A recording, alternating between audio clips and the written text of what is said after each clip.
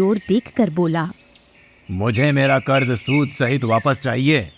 जमींदार की बात सुनकर आदित्य बुरी तरह से चौंक। ये आप क्या कह रहे हैं जमींदार जी? अभी परसों ही तो मैंने आपसे कर्ज लिया था। जल्दी मैं आपका कर्ज सूद सहित कैसे वापस कर सकता हूँ? की बात सुनकर जमींदार के बगल में खड़ा हुआ बलिया जोर जोर से हंसता हुआ आदित्य से बोला, तुम मूर्ख हो आदित्य, तुमने ये भी सोचने की कोशिश नहीं की कि तुम्हारे खेतों में आग कैसे लगी। मैं तुम्हारी बात का मतलब नहीं समझा। इसकी बात का मतलब मैं तुम्हें समझाता हूँ आदित्य। दरअसल मेरी नजर तुम्हारे खेत पर काफी समय से थी। मैंने ही तुम्हारे खेत में आग लगाई थी।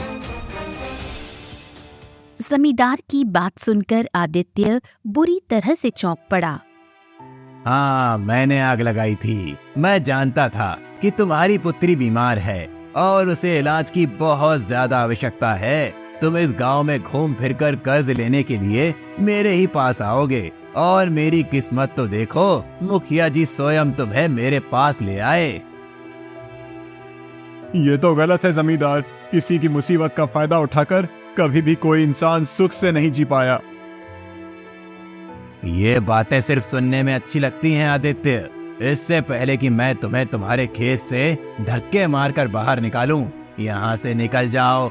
आज से ये मेरा खेत है, क्योंकि मैं जानता हूँ कि तुम मेरी रकम सूद सहित 7 जन्मों तक नहीं चुका सकते। आदित्य समझ गया कि जमींदार की उसके खेत पर बुरी तरह से नीयत खराब हो चुकी है। आदित्य निराश होकर आंखों में आंसू लिए हुए अपने घर की ओर चल पड़ा। आदित्य आधा रास्ता पहुंचकर एक वृक्ष के नीचे बैठकर फूट फूट कर रोने लगा। आदित्य को नहीं पता था कि जिस वृक्ष के नीचे वो रो रहा था, उस वृक्ष के पीछे एक साधु बैठे हुए थे। आदित्य के रोने की आवाज सुनकर अचानक वो चौंक पड़े। वो साधु आदित्य के पास आकर बोले, क्या हुआ? तुम रो क्यों रहे हो?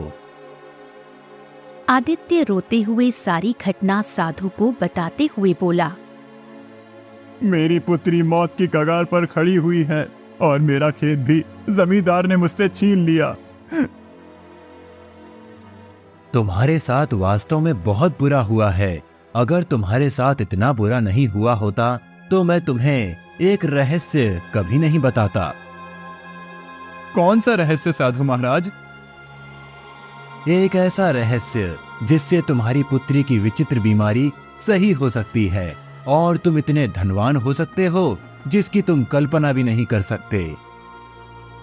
साधु की बात सुनकर आदित्य चौंकते हुए बोला, साधु महाराज, मैं केवल यही चाहता हूँ कि मेरी पुत्री स्वस्थ हो जाए।